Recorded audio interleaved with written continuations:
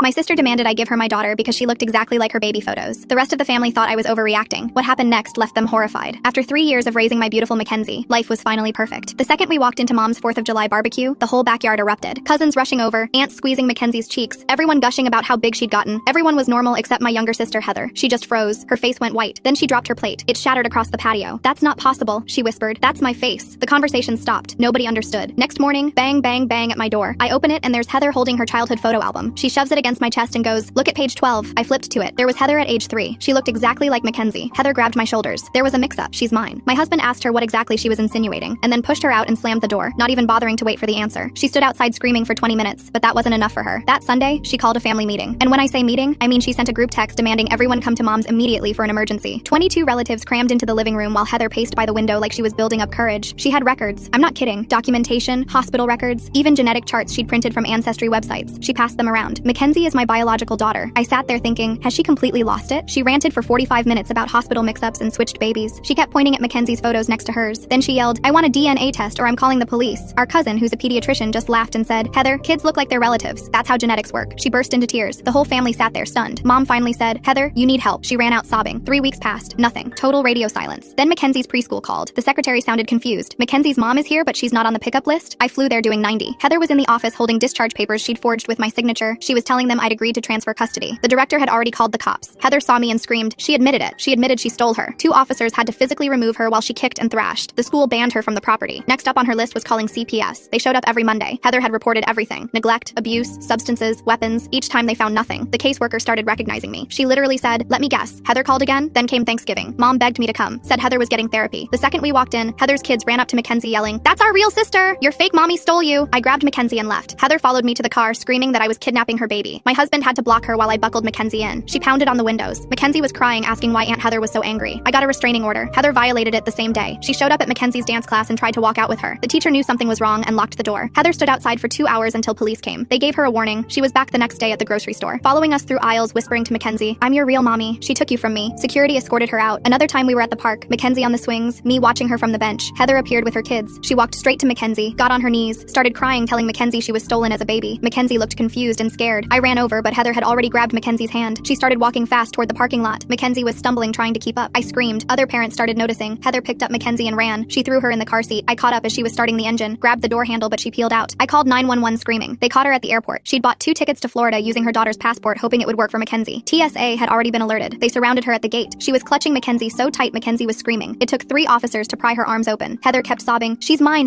please, she's mine." They put her in psychiatric hold and ordered long-term treatment. She lost custody of her own